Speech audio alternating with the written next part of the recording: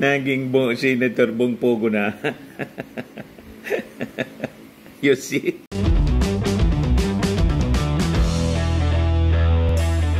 Ito naman po yung bago naming product na binibenta online.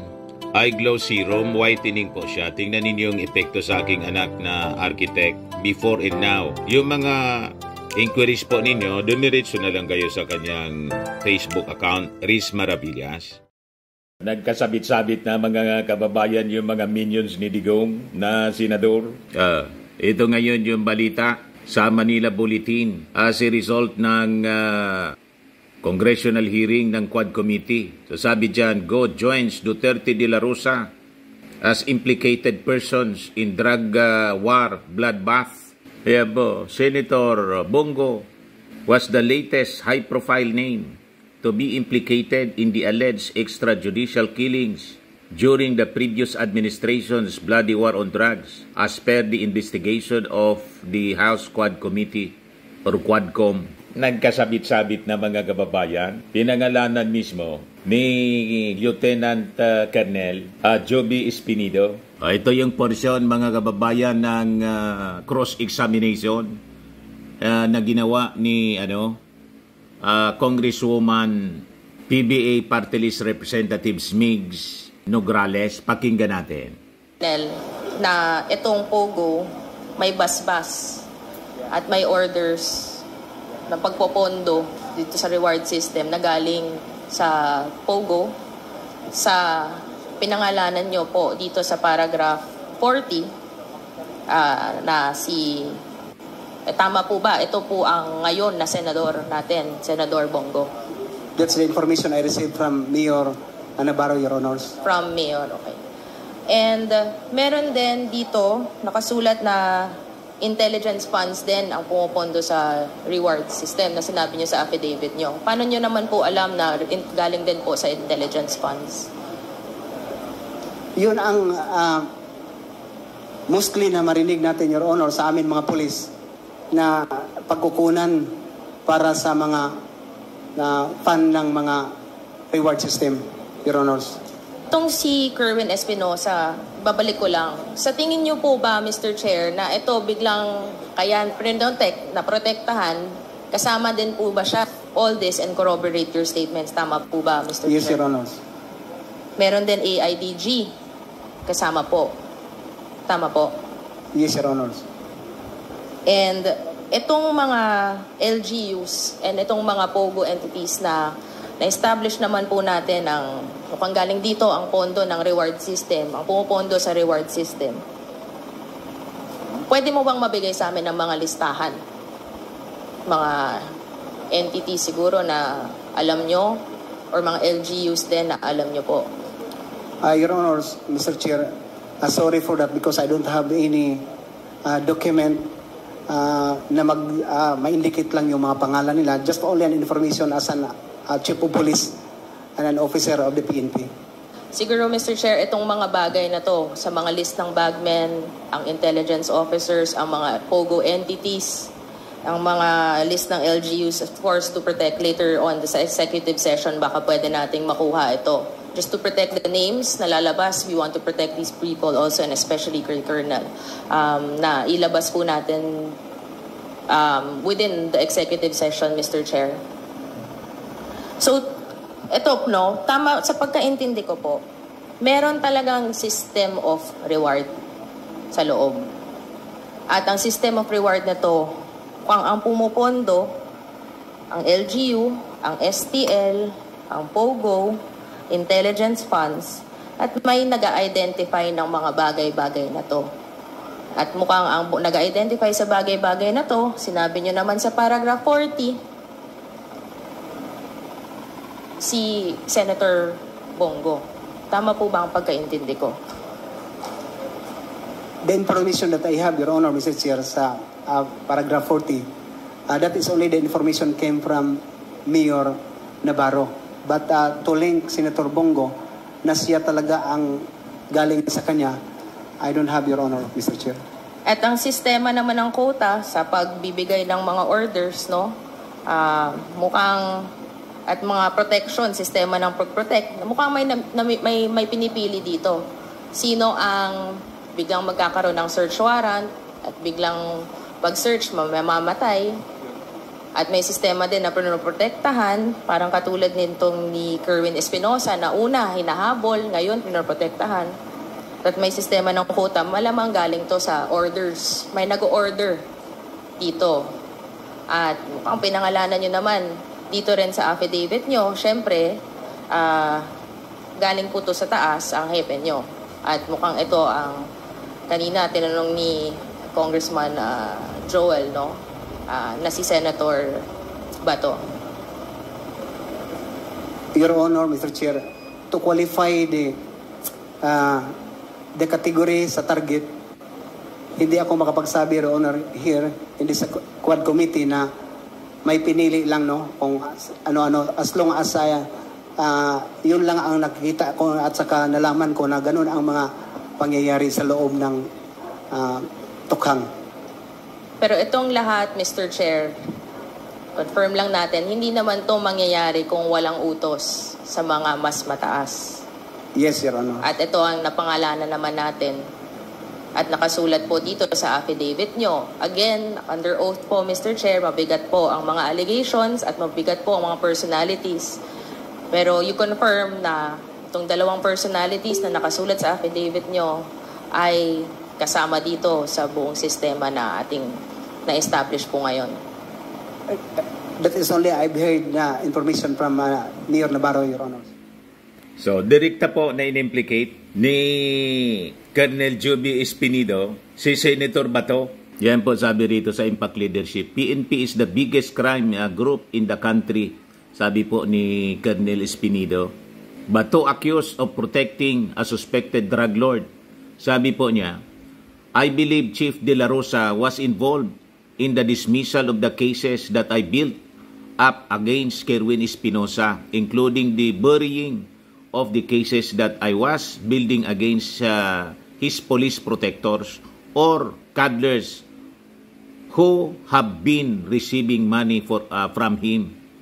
Sabi po ni Colonel Joby Espinido during the third joint public hearing of the House Quad Committee ngayong araw na to. Si Bongo, sabi niya, yun ang pinanggagalingan ng Pogo Money.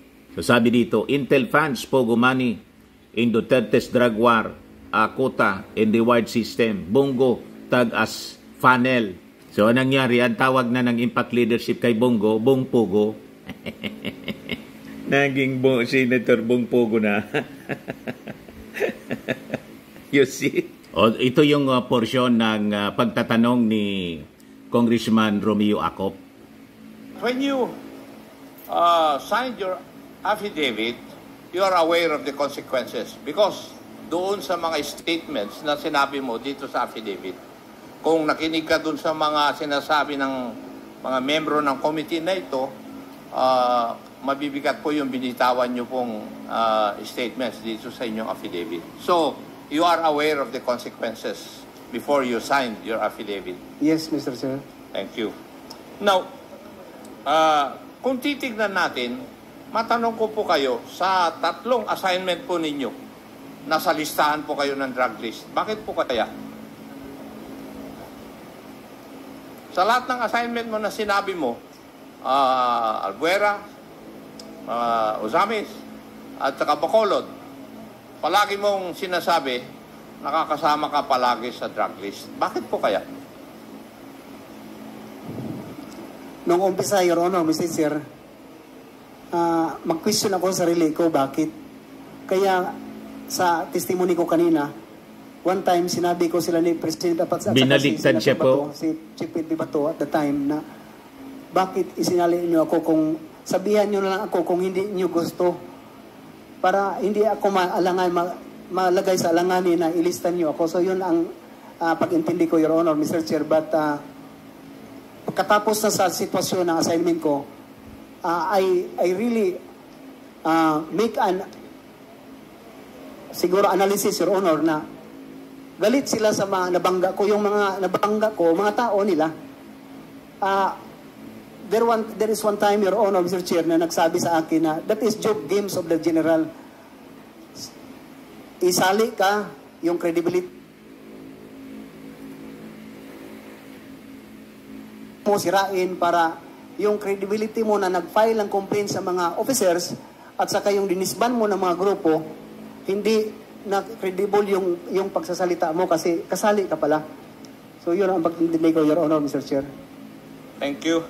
And doon sa Albuera, ang prominente na insidente yun is yung surrender ni Kerwin Espinosa at pagkapatay ni Mayor Rolando Espinosa. Tama? Yes, Your Honor, Mr. Chair. Yes. At sinabi mo rin sa iyong affidavit na nagtataka ka kung bakit nung nakuha si Kerwin Espinosa, ikaw naman na nagsimula ng operation against him, hindi tinurn over kagad sa iyo. Yes, Your Honor, Mr. Chair. Hindi mo tinanong bakit? Your Honor, Mr. Chair, ako ay junior officer lang. Cannot afford, Your Honor, pag mga high-ranking officer na sabihan mo na bakit hindi, Your Honor, Mr. Chair. It's very obvious sa lahat ng mga officer na magsasabi na, Job, ikaw sana ang maghawak para matapos na yung mga cases na pag-confirmation sa ganun lang, Your Honor, Mr. Chair. Thank you, Joy. When cases were filed against Kerwin Espinosa, right? Yes, Your Honor, Mr. Chair. May I know what unit filed the cases against him? Yung sa illegal drugs, Your Honor, na na-search natin yung sa bahay nila at saka firearms, and one responsible for filing of complaint against Kerwin Espinosa and Mayor Espinosa is the CIDG and joined with the Provincial Intelligence Office, Your Honor, Mr. Chair. Okay. And you also stated that na-acquit si Kerwin Espinosa and is now in Leyte? Yes, Your Honor, Mr. Chair. Na-dismiss lahat yung kaso na final laban sa kanya? According sa result ng media, Your Honor, and yung documentation na may release order na daw siya kasi na-dismiss lahat ang mga kaso niya. Thank you. And he is now in Leyte? Yes, Your Honor, Mr. Chair. Thank you. And still operating? Hindi lang illegal nag-operate. drug business? Hindi lang mag-operate, Your Honor, kasi he is running now for the mayor in Albuera. Thank you. Yes, Now, Your we Honor. go to the father, Mayor Rolando Espinosa. Yes, Your Honor. Yes. Mayor Espinosa surrendered to the Chief PNP then, General Bato de la Rosa. Tama? Yes, Mr. Chair. And then, eventually, the mayor was turned over to your custody. Yes, Your Honor, Mr. Chair. Now, when he was turned over to your custody, ano po ang instruction sa iyo? Joby, tulungan mo si Mayor Espinosa, proteksyonan mo siya. Kasi magsasabi siya ng marami sa inyo. So, yun, natandaan ko, Your Honor, Mr. Chair. And marami po ba siya talagang sinabi sa inyo? Marami, Your Honor, Mr. Chair. Yan yung sinasabi po ninyo na magsabi siya ng mga listahan ng mga police officials na nasa listahan na kumukuha ng kuwan sa kanya, pera. Yes, Mr. Chair. Tama. And would you still have those documents? Na file ko na, Your Honor, Mr. Chair, yung sa different department ng government natin kasi nag-file tayo sa Ombudsman, sa RIAS, but the folder, the original, before I assign in Uzamis, I turn over it to my provincial director with the person of Colonel Franco Simborio, Your Honor, Mr. Chair. But may I know, if you know, what happened to all those cases na na-file? Exonerated, Your Honor, Mr. Chair. Lahat? Lahat. Now, may I know why the late Mayor Rolando Espinosa was taken out of your custody? Number one, Your Honor, Mr. Chair, Mayor Espinosa, mayroon siyang reservation sa sarili niya. Nagsabi siya sa akin na, Sir, wag mo lang ako i-turn over kasi papatayin talaga ako. So, ang ginawa ko, Your Honor, Mr. Chair, nag-request ako for a motion for custody sa judge doon sa baybay. In which ang judge naman, verbally, nag-usap kami na aproban niya next week. Pero nandoon na si Mayor sa kulungan. Nung Saturday na yon, hindi pa dumating ng Monday, tinira na si Mayor Espinosa. So, nauna na transfer siya sa Baybay Leyte Yes, Your Honor. before you filed your motion na to take custody of the late Mayor Espinosa. Yes, Your Honor, Mr. Chair. Okay. And then, what transpired was, correct me if I'm wrong, nagkaroon ng search doon sa Baybay Chill, Your Honor. jail. Tama, at allegedly, nagkaroon ng enkwentro. Yun ang sabi nila, Mr. Chair. Walang report yun? Mayroon, ginawa man yun na investigation sa Senate, Your Honor, Mr. Chair, but yun ang nangyari daw na may baril at saka may drug si Mayor Espinosa. Now, paano makakalaban ng isang preso? Unang-unang tanong pala, paano nagkaroon ng baril yung isang preso sa isang jail? Ano tingin po ninyo? Your Honor, Mr. Chair, may mga interview ako na I am very bold and brave to say that Mayor Espinosa talagang tinabaho lang ng walang kalaban-laban. Kilala ko na si Mayor Espinosa, mabait na. Siya nga, Your Honor, Mr. Chair, ang maglilid ng worship sa amin sa police station every 4 o'clock, 5 o'clock in the morning. So you're of the opinion na kasama po siya dun sa EJK ng mga drug lords? Perhaps, or maybe, Your Honor, Mr. Chair. Tinatanong ko lang naman yung opinion mo eh. May kung alam po ninyo, kung anong unit yung nag-operate or nag-serve ng search warrant sa jail na yon? Criminal Investigation and Detection Group 8, Your Honor, in Region 8, Region 8. Tacloban. Regional 8 office. Yes, lead by Colonel Marvin Marcos, Your Honor. Marcos, Your Honor. Marcos. And Colonel Marvin Marcos is still in the service? Yes. He Yeah. promoted after, Your Honor, Mr. Chair. He was promoted, yes, Your Honor. thereafter. Yes, Your Honor. Thank you. Now, let's go to your assignment sa Ozamis. Bakit nasabi mo na parang inassign ka ron para mapatay? Your Honor, Mr. Chair, for the information naman sa lahat, Paruhinog is an organized crime groups for almost 30 to 40 years. Leader ng Coratong Maliling, Your Honor, Yes. Mr. Chair. So,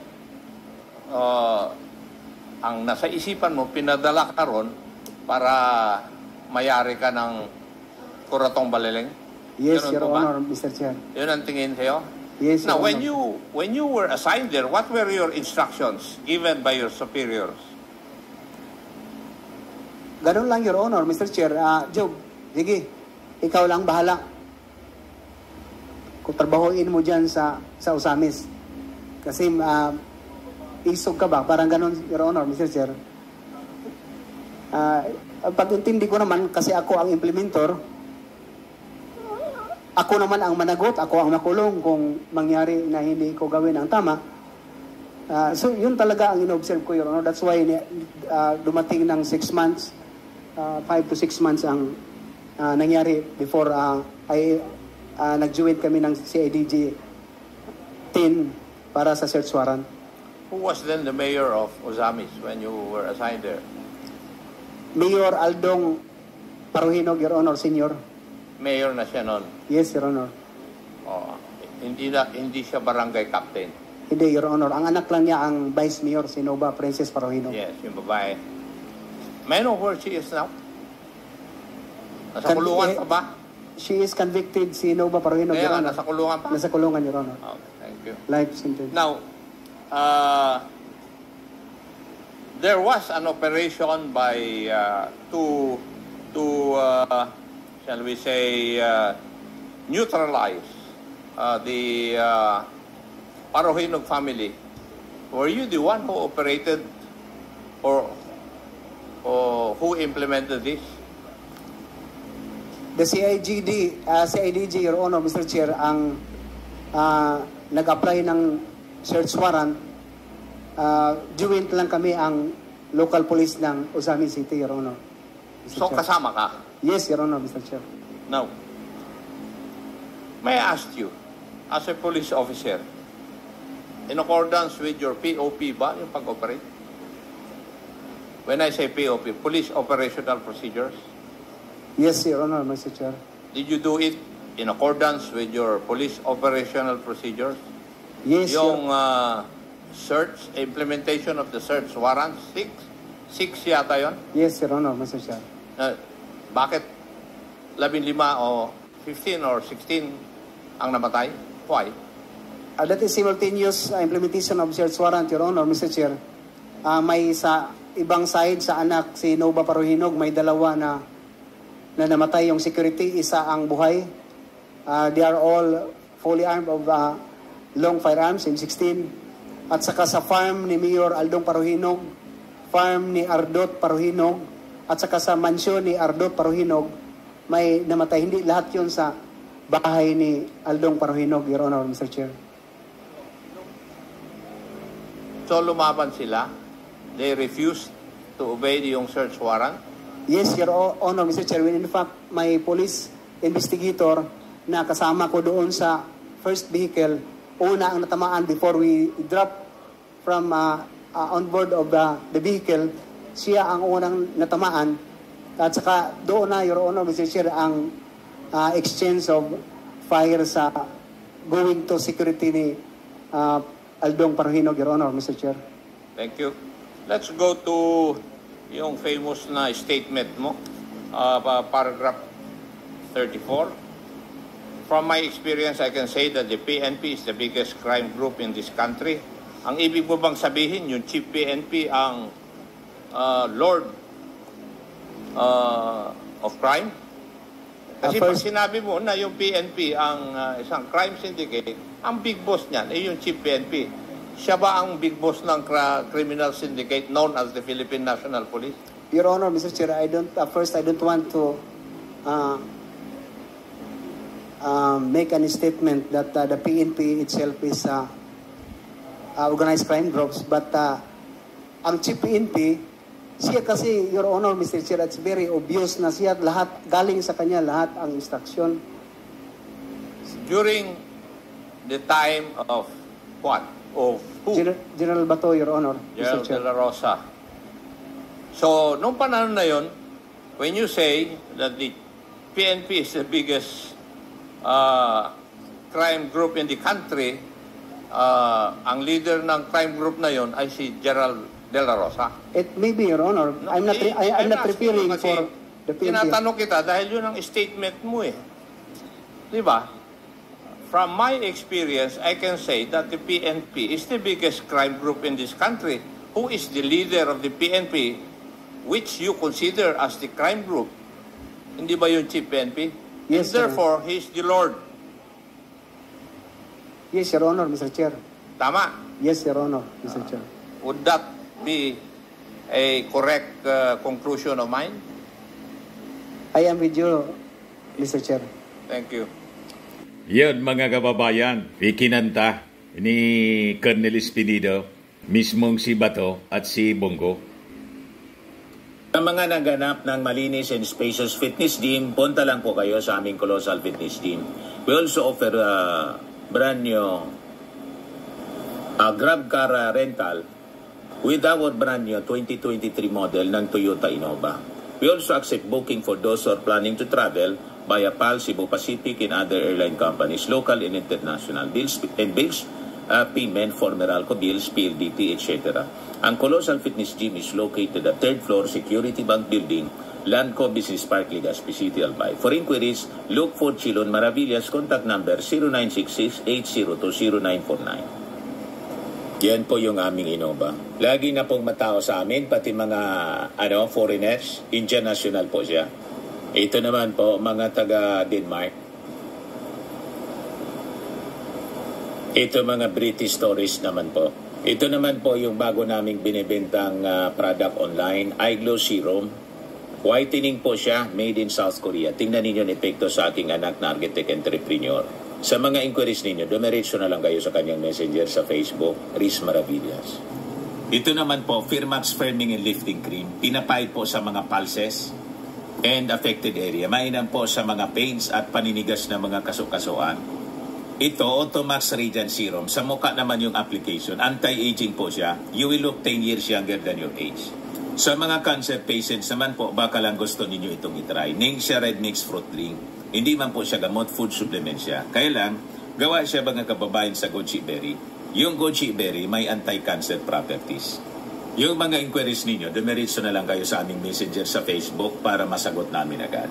Ayos pa, ako po si Dante Maravillas. Bye-bye. God bless.